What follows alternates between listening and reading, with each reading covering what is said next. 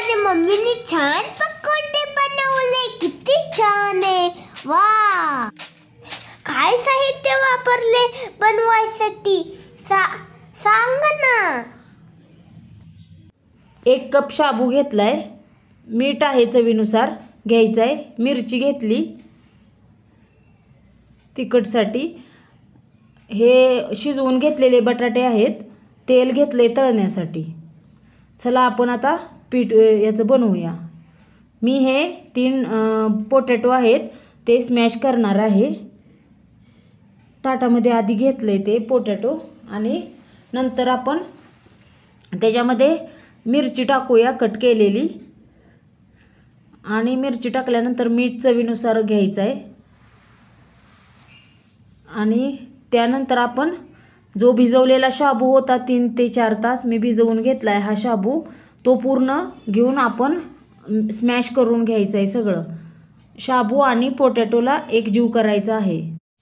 अशाच वेगवेगळ्या व्हिडिओसाठी आपल्या चॅनलला सबस्क्राईब करा आणि बेल आयकॉनवरती क्लिक करा, आणि हा व्हिडिओ तुमच्या मित्रांच्यामध्ये पाठवा।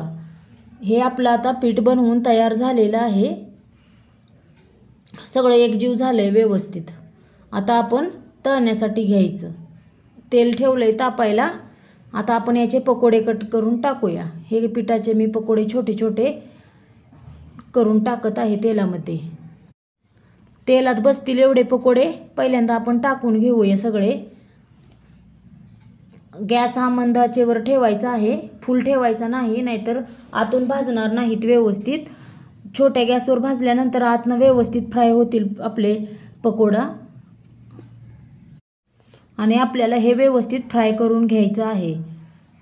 आणि आपण जरा मधून मधून थोडं थोडं हलवायचं आहे, म्हणजे ते व्यवस्थित चारी बाजूनं भाजलं जाईल पकोडा, आतूनही व्यवस्थित भाजला जाईल। मम्मी किती छान आवाज येतोय ग, लई छान छान।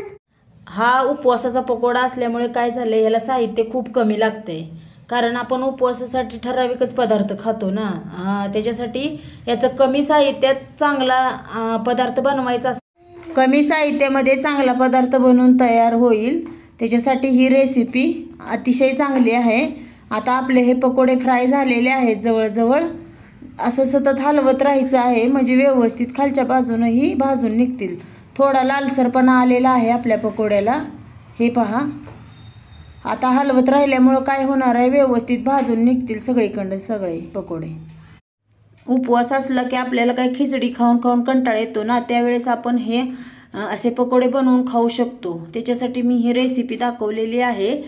आता हे व्यवस्थित भाजलेले पकोडे मी साईडला घेते, आणि काय करायचं आहे, ते साईडला काढलेले पकोडेही खूप छान दिसते ती, आणि एक तेल अजिबात याच्यामध्ये राहत नाही, आणि तेल जास्त म्हणजे आटत बी नाही। हे बघा, मी आता हे साईडला काढून घेतले ते पकोडे, हो काय, एकदम क्रिस्पी आहेत। दुसरा घाना टाकून घेऊया आता। कोकोनट चटणी बरोबर हा पकोडा आपण खाऊ शकतो, आणि तो खूप चांगला लागतोय त्याच्याबरोबर।